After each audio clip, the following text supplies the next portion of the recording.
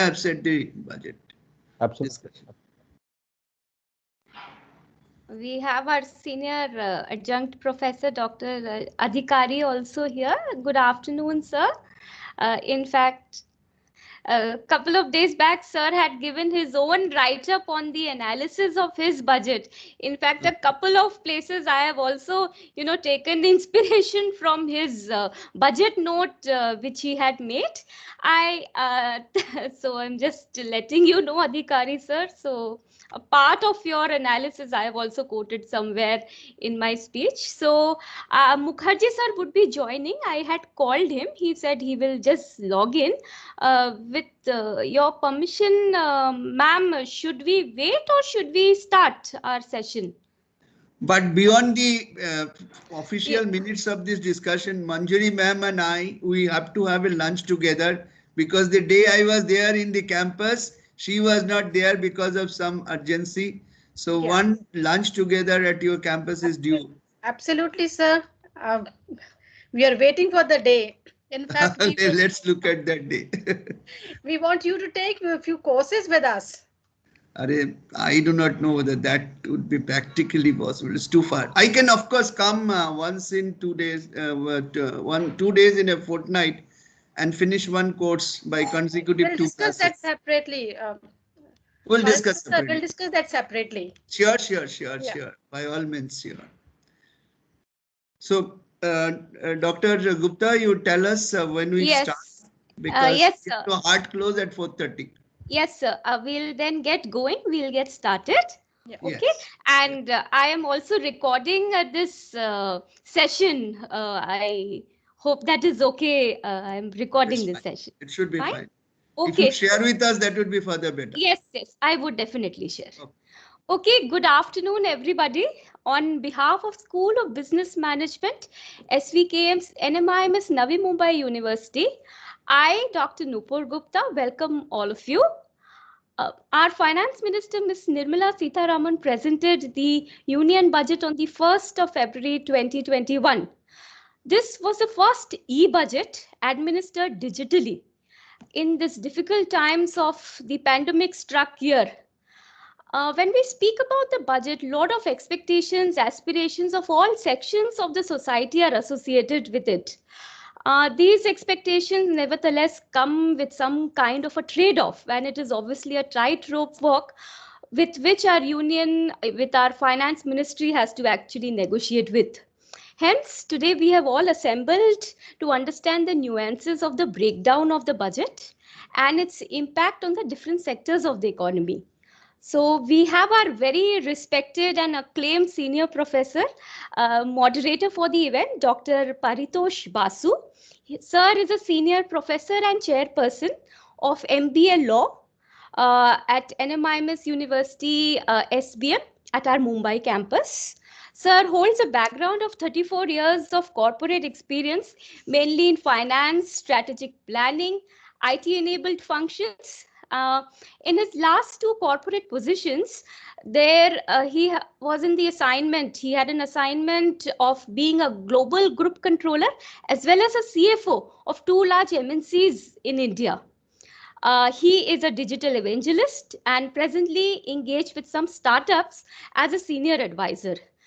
We welcome you, sir, today as the lead and the moderator for the discussion.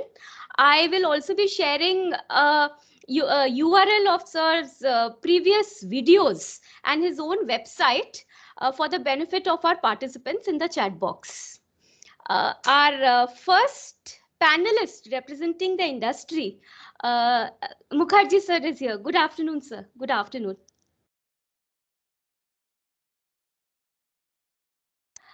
Sir, I'll just give the introduction of the 2 panelists. Our first panelist representing the industry is Mr. R. Kannan.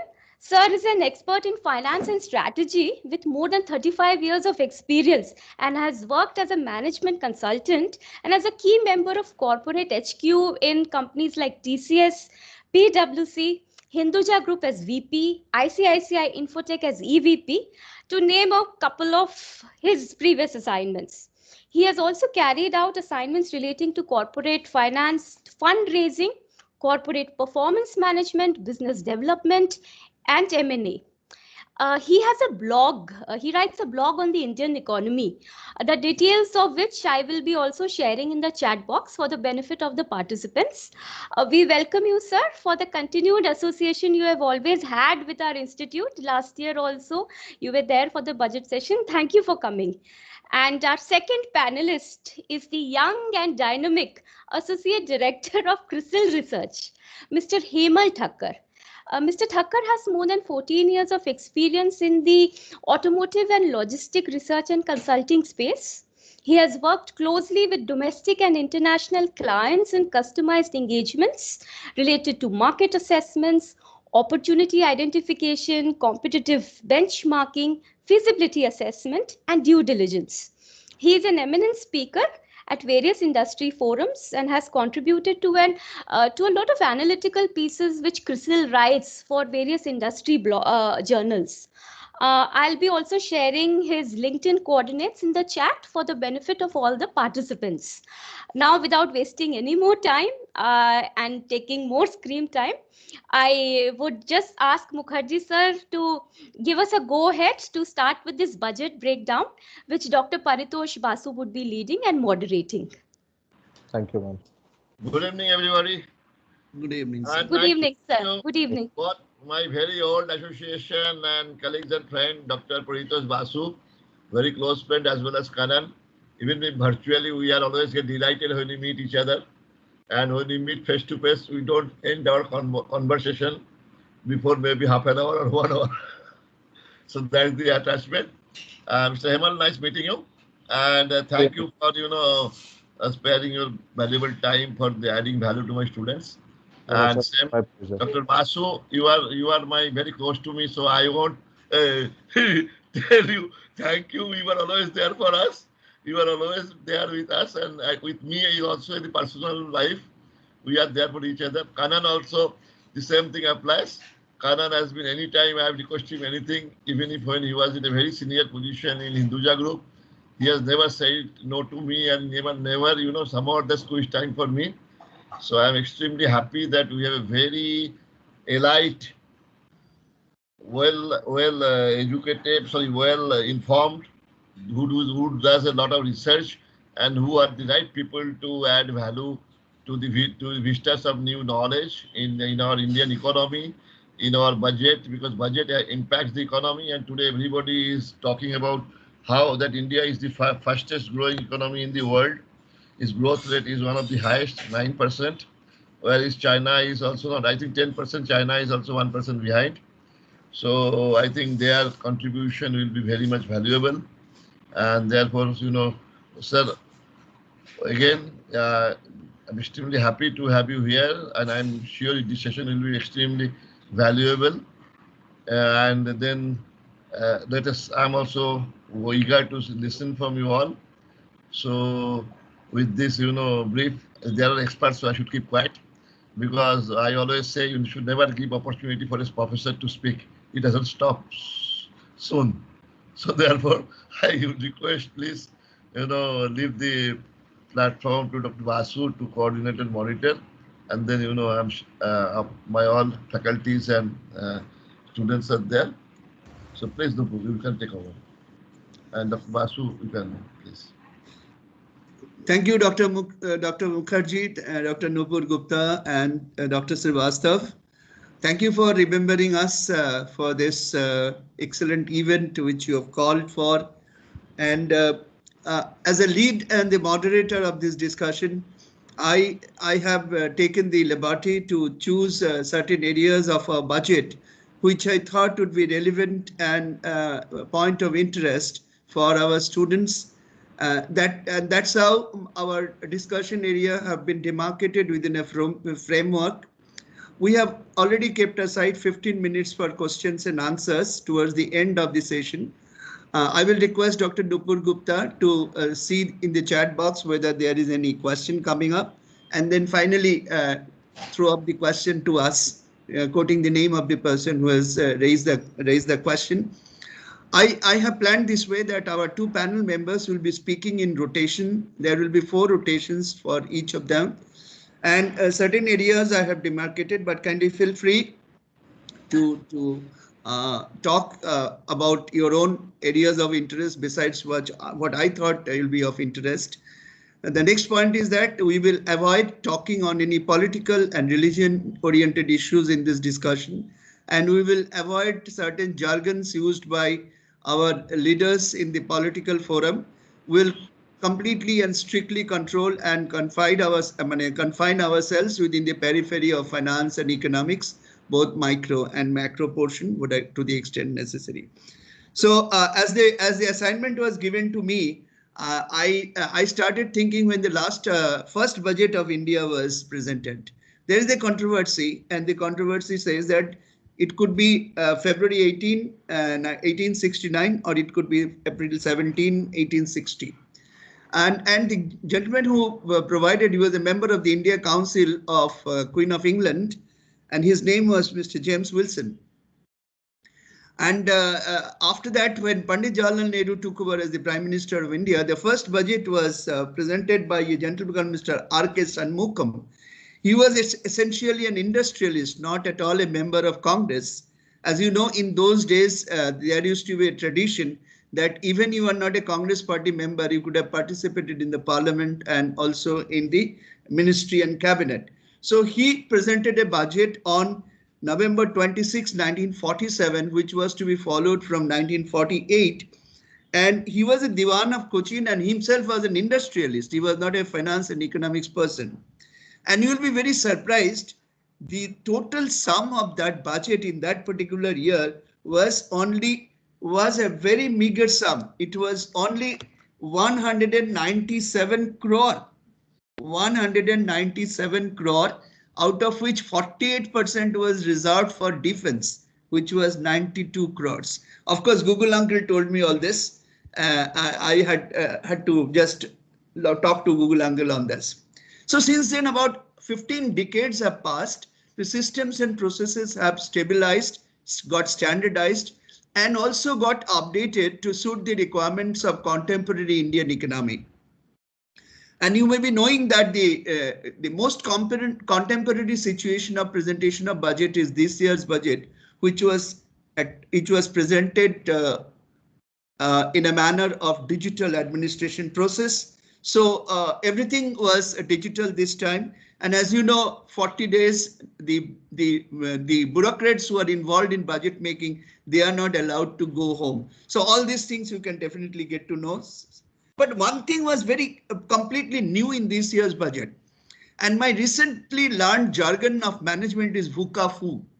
VUCA-FU. I thought that, am I a fool? I know VUCA, but I do not VUCA-FU. What is FU?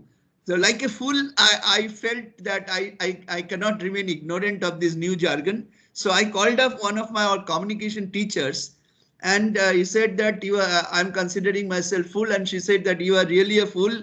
You may not be knowing what is the meaning of FU. And then she said the meaning of FU is fear of unknown and unprecedentedness.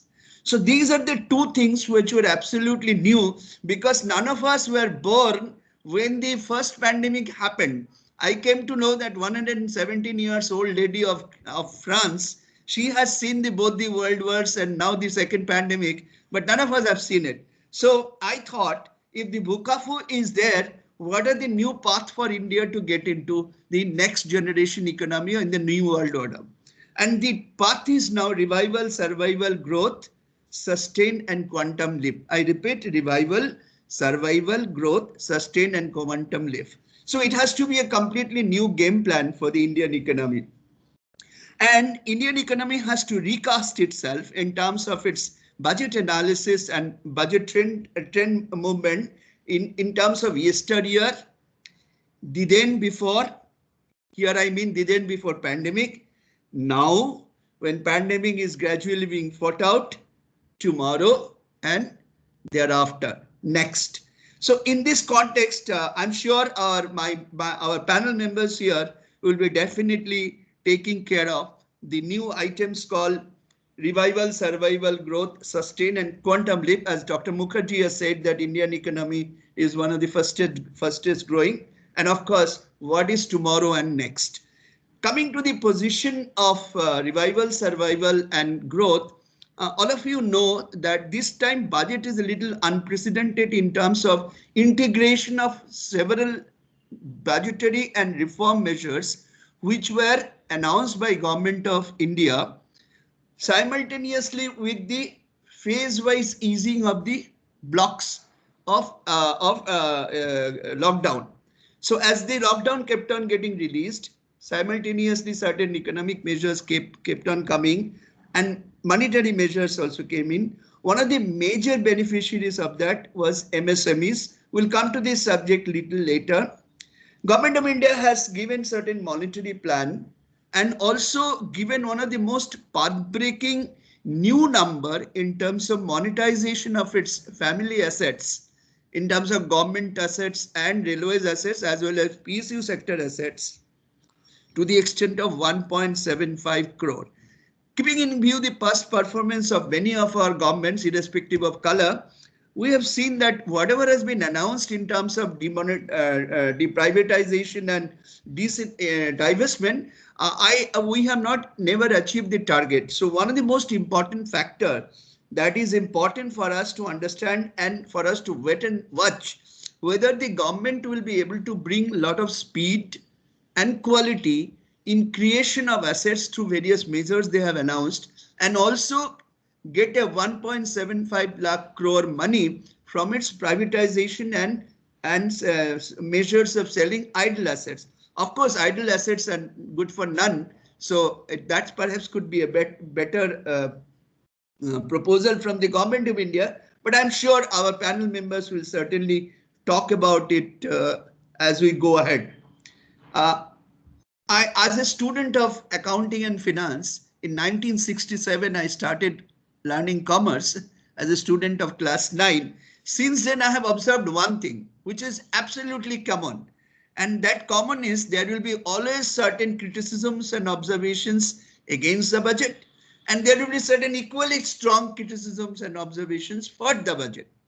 And it is one has to understand the predicament of the finance minister and his or her team members in the context of how he or she balances the budget and creates a position in terms of her borrowings, against which there is again an act in India for fiscal deficit management.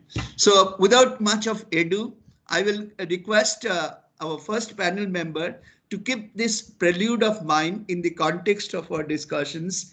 Let us know from him his views about the theme of this panel discussion, which is called Budget Breakdown 2021.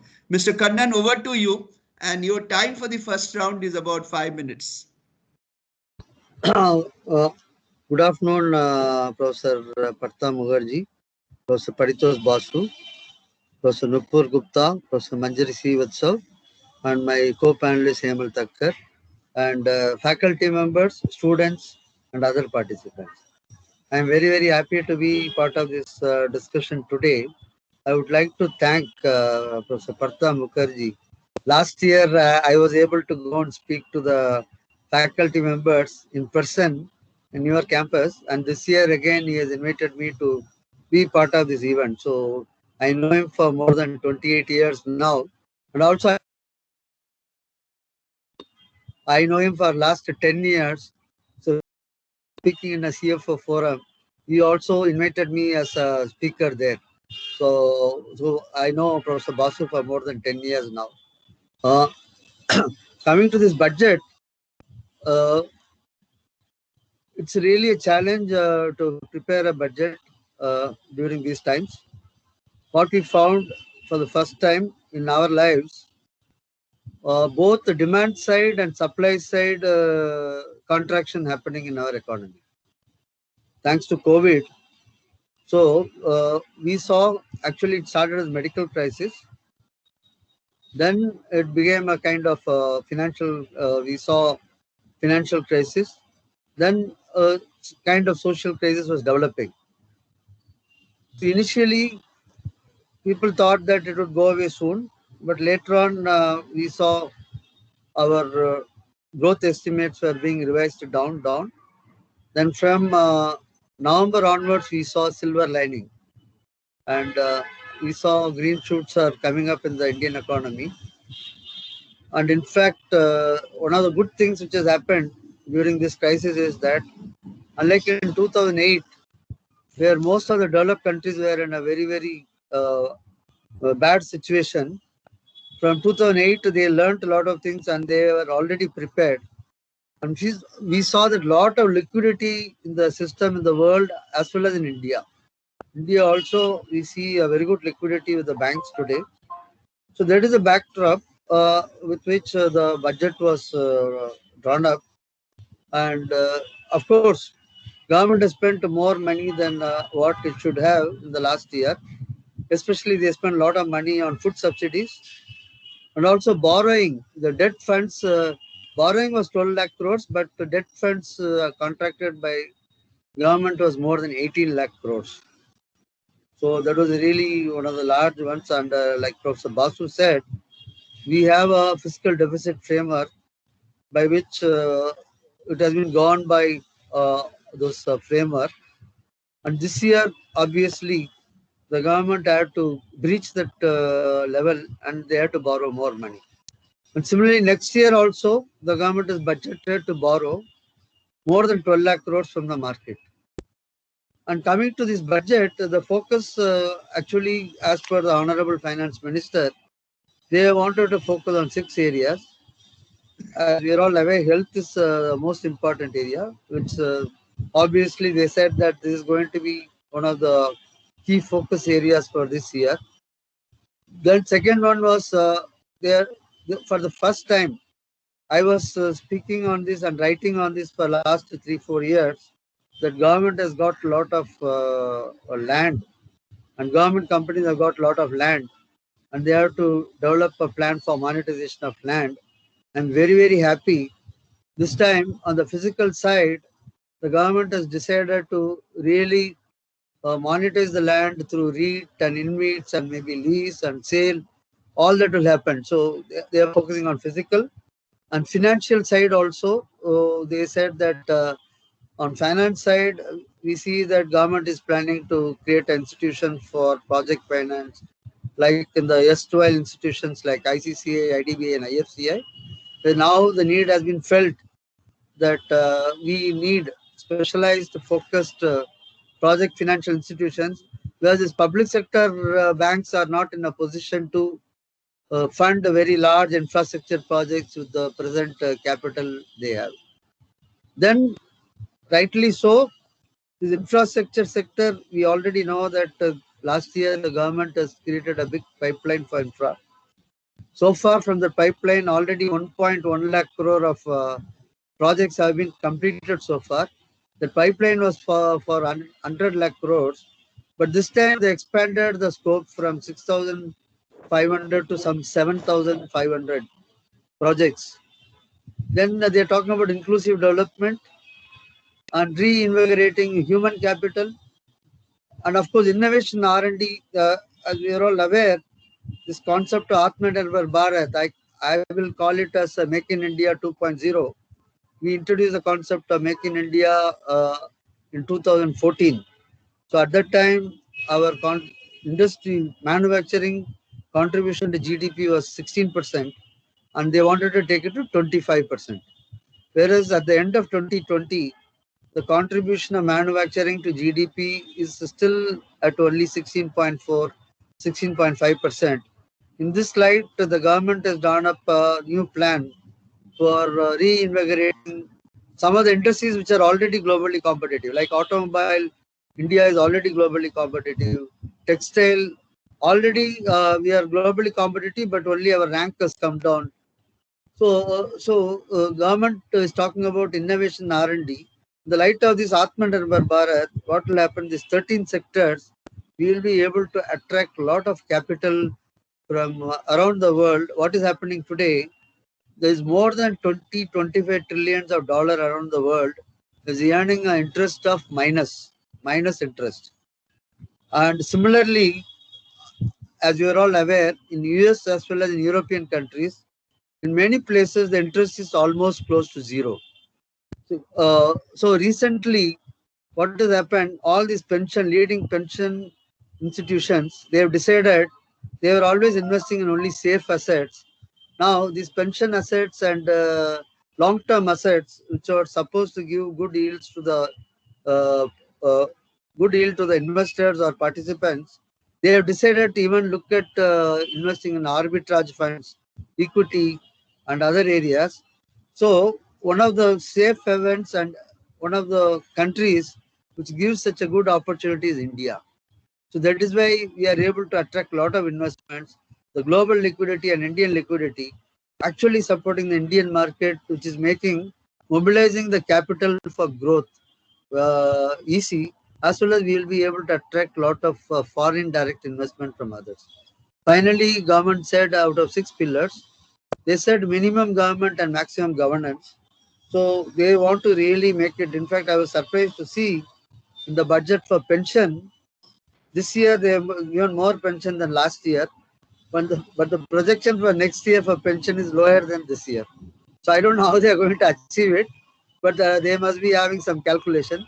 So these are my initial observations. One more thing on the GDP growth, IMF had come up with the latest estimate, and as per the latest estimate of IMF, India will be the next year, 2021-22.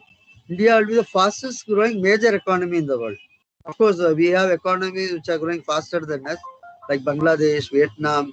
There are some small economies, always they are growing faster than us. So, among all the major economies, IMF predicts that we will do well, and that is what people are also estimating. And one of the challenges is financing the growth, and I am sure government, when government gave the stimulus, all of us thought it was so small to support the growth, but somehow even with that small stimulus, we are able to manage somehow so far. Hopefully, because of the liquidity conditions, with the present budget, we should be able to do further. Thank you. Thank you, Mr. Kandan. Before I come to Mr. Thakkar, my fellow colleagues at SBI Navi Mumbai, SBM Navi Mumbai Campus, and my dear students, I would request you to kindly put your questions on the chat box. And Dr. Nupur Gupta has kindly agreed to make a summary of those and throw to us the questions which are of importance and general interest for this kind of program. So please keep on raising your questions. So I'll come to you, Mr. Thakkar. You've heard the prelude of mine and you've heard the prelude of Mr. Kannan.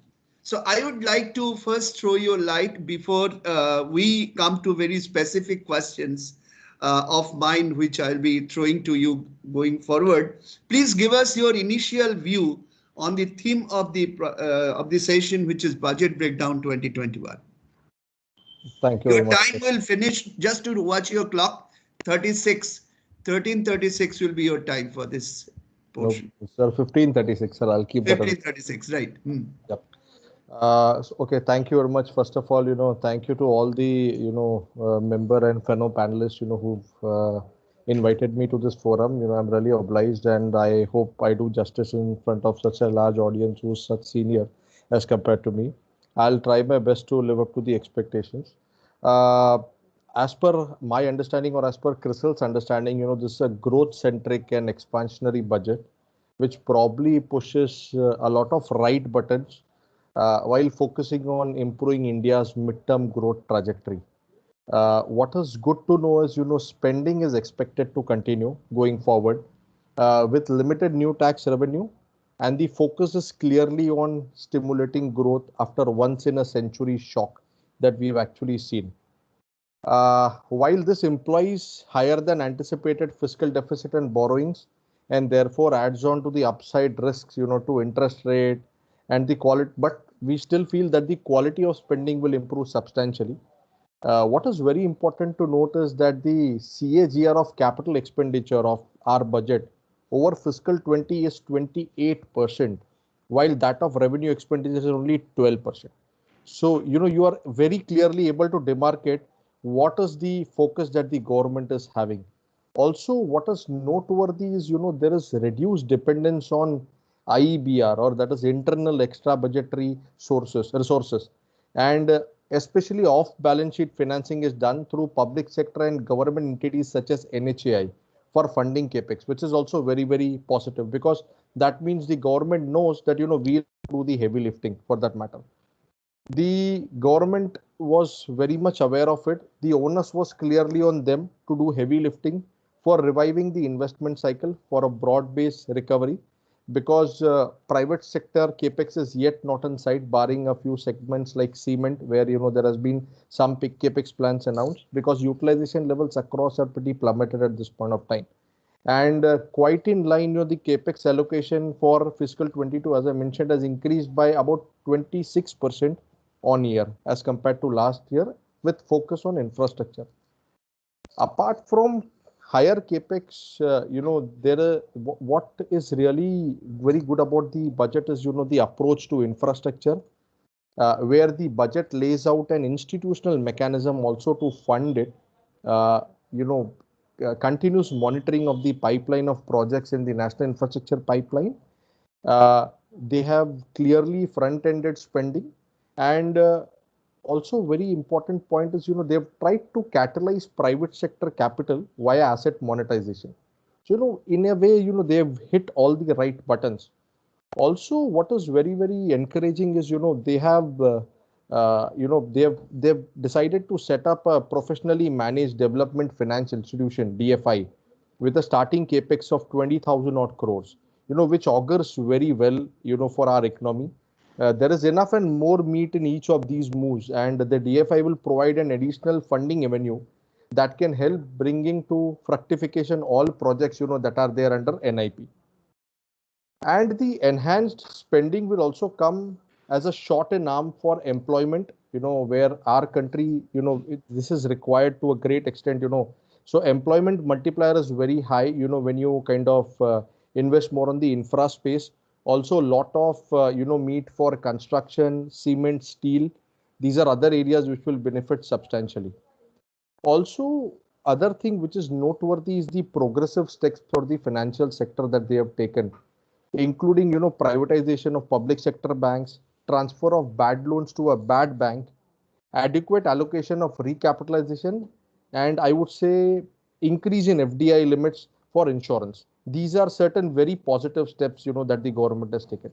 Apart from that, something that, Mr. Kannan also alluded to, the thrust on domestic manufacturing is evident in the form of higher customs duty on certain items. Also, the PLI is which is, expected to be fleshed out for about 13 sectors, which, in a way is in the direction to make India a great manufacturing hub going forward. What is also good is the better than expected recovery seen in the past few months, specifically by larger companies, on which I would touch upon, in the coming few, discussions. Is yet to see some benefit, also for the MSMEs, though they are catching up slowly, gradually.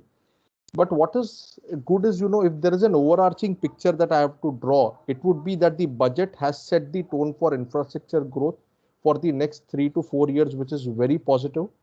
But nevertheless, what is important is implementation is all very crucial now. And that is probably the elephant in the room, if you ask me. So that's how I would like to end my, kind of. Thank you, Mr. Thakkar. Yes, implementation, not only implementation, both speed and quality of implementation, with capability to add value to the Indian economy and bring inclusive smile to all across the structure and strata of the society. That's most important. So students, and after having discussed the initial comment on the budget breakdown, I will now come to your areas of interest, and let us see whether we meet up to your expectation. We know Mr. Kannan as a corporate strategist, and he is a very eminent professional on this particular stream. But I would request him that he wears now the hat of an Indian strategist for Indian economy. And I would request him to talk about 9 planets of Indian economy. As you know, in our solar system, there are 9 planets. Similarly, in our Indian economic system, I have identified 9 drivers. And those 9 drivers I will shortly tell you. Infrastructure, mainly physical, agricultural, healthcare, social, and ease of doing related infrastructure. Next is move up the global value chain. India is already the pharmacy of the world. We have to get into the manufacturing world also and become a key player in global supply chain. Next is stabilization of financial sector. That's very, very important.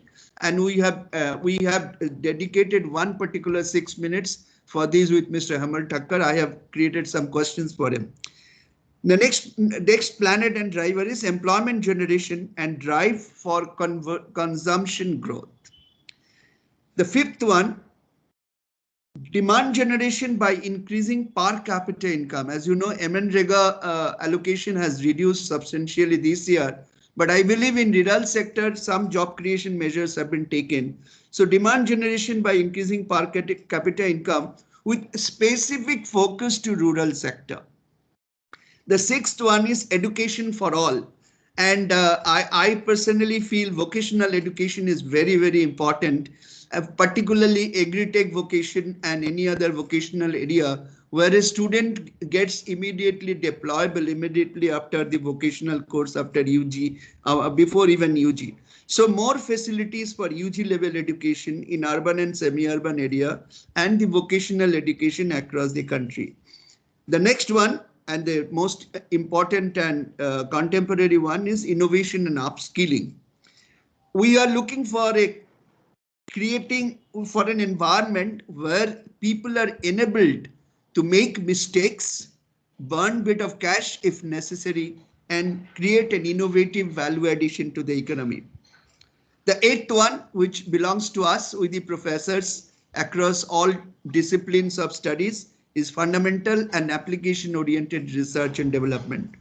And finally, I'm very much interested in this. As you know, I have already written 18 papers on digital transformation of India. I would like to know about startup ecosystem, and India has already emerged as the third largest startup ecosystem of the country. So, Mr. Kannan, I would like you to let us have your thoughts on these 9 specific drivers of Indian economy. Thank you, Professor Basu. In fact, like it was mentioned by Professor Nupur, Mr. Professor Basu has done a lot of work for this panel. He's already sent a 2 or 3 page big document on this. So, coming to the points he has raised, infrastructure, physical, as he said, one of that what government is trying to do. We already have a lot of ports and we have a lot of airports. So one of the challenges for government is to raise finance. So they are planning to do this. As you're all aware, they already decided to operate ports in collaboration with the joint venture. Similarly, Airport Authority of India is planning to enter into JV with the private sector for other ports. So already few airports are already with the private sector as a joint venture. And one more thing, physical, is that government is trying to create a very big water infrastructure, inland waterways. So if you see our economy, one of the reasons why our economy is not competitive is our logistics costs are about 14% of GDP. Whereas if we have to be competitive, it should be only 9%. So road development, it has got the maximum allocation amongst all the capital expenditure projects for this year, followed by railways. So the government has given a lot of emphasis on roadways, railways, and there is a Jal Jeevan mission. So these are all physical side. Agri, last budget itself, government has announced a lot of measures to create agri infrastructure.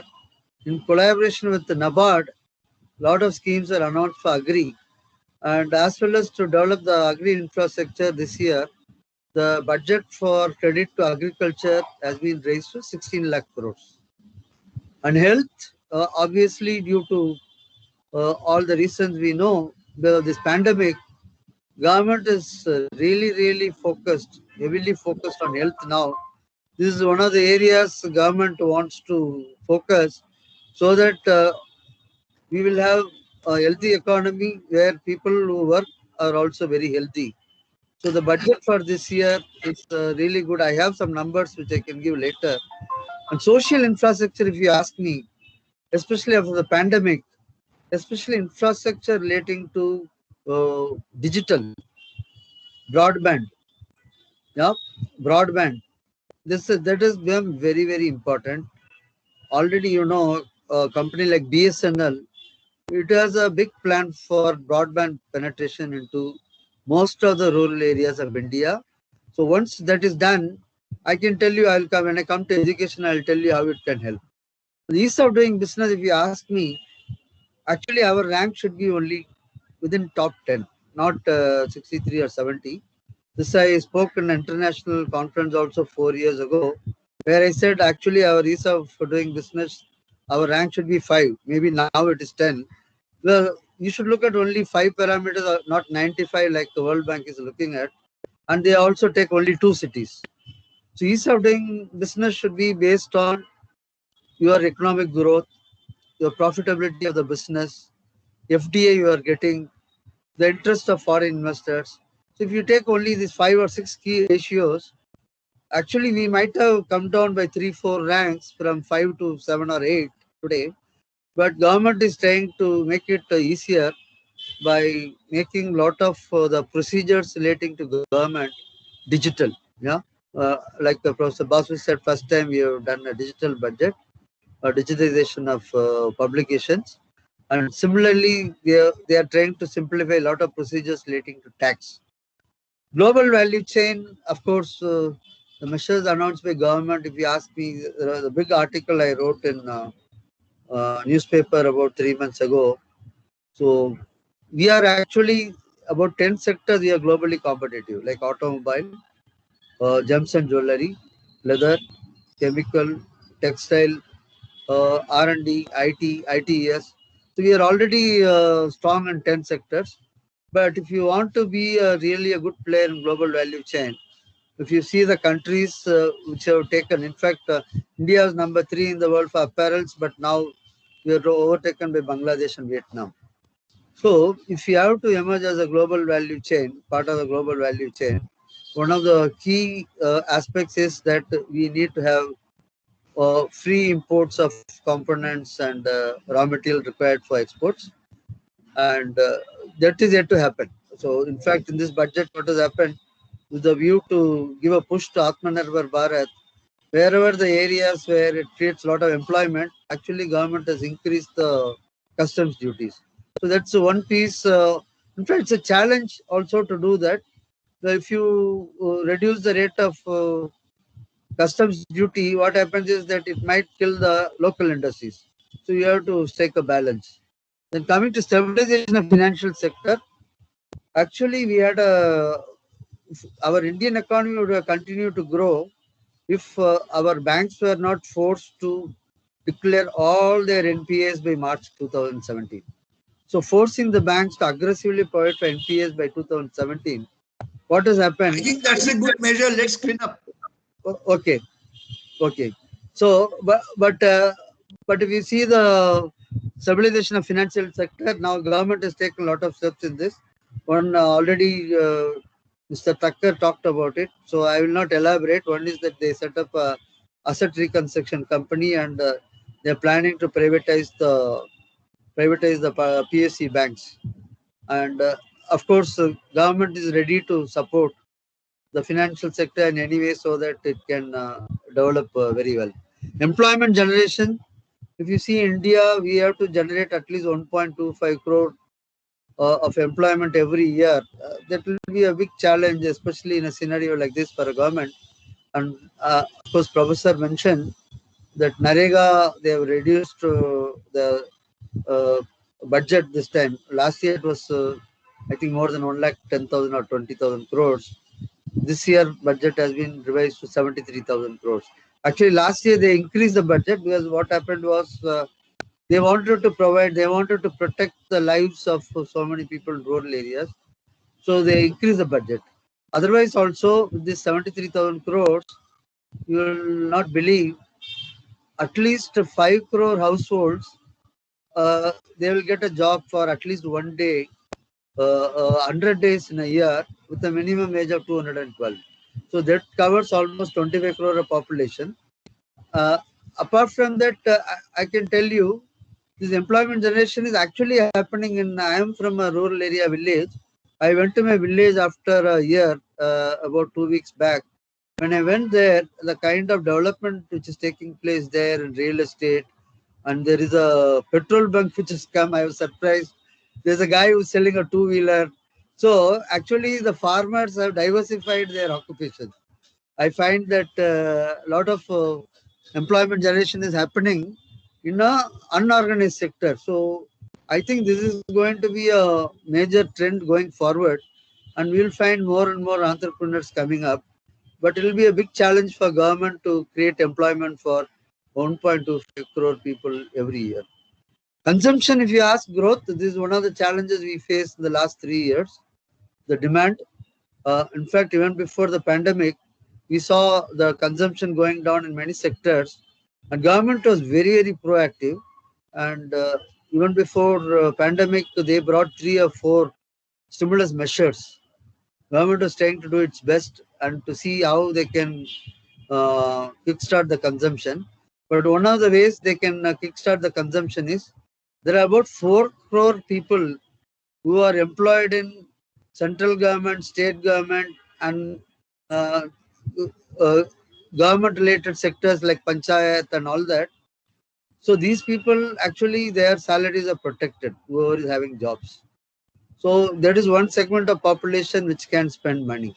Second is, if you see most of the product categories in India, the major customer for this product category is government.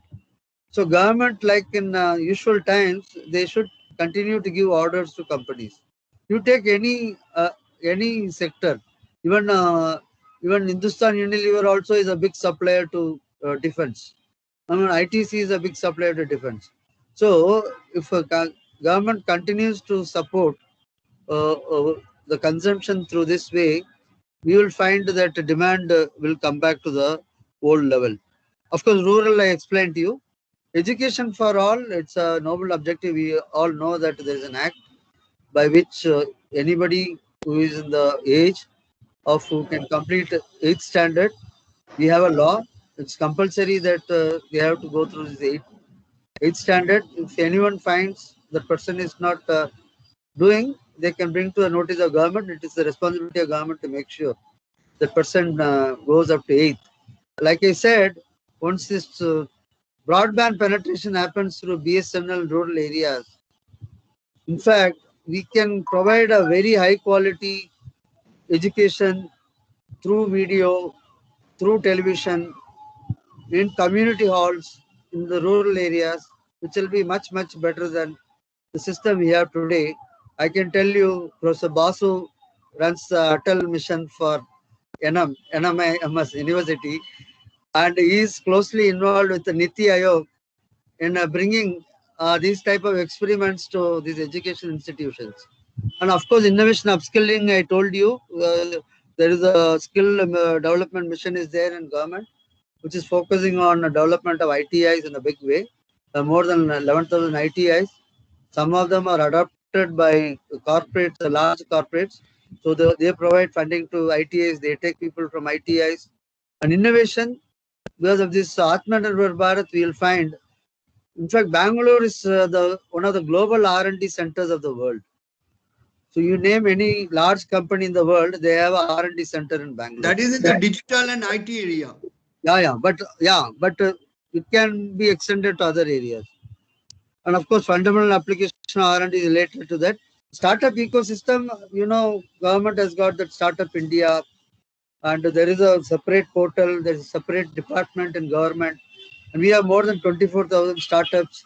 And in this budget, what they have done is they made the process of creating a single person company, LLP, LLP. They made it easy to create a limited liability. Plus, government has given certain income tax oriented facilities to startups, given 5,000 crore fund allocation and 1,000 crore direct equity participation for startups. Yeah. In fact, I will participate. I will participate in the discussion if there is any additional discussion called for by NMIMS. But I have written continuously 3 articles on crowdfunding and startup ecosystem of India. Interested students may definitely read. Thank you, Mr. Kannan. Your next next round would be curtailed to 3 minutes because we have kept to the time. I'll come to Mr. Hemal Thakkar, and the area now we'll be discussing is one of the most important and interesting area for students. And perhaps it will help the students to do a lot of project assignments given by Dr. Nupur Gupta and her colleagues in the finance area.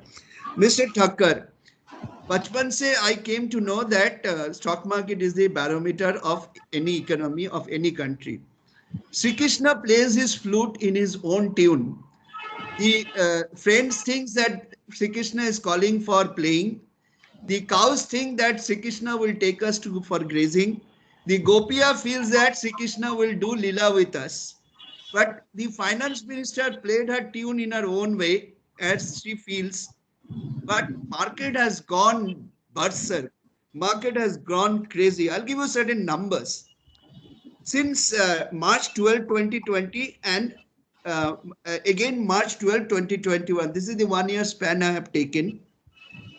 Nifty 50 has gone up from 10,659 to 15,163, 42.05. Nifty 100, 10,851.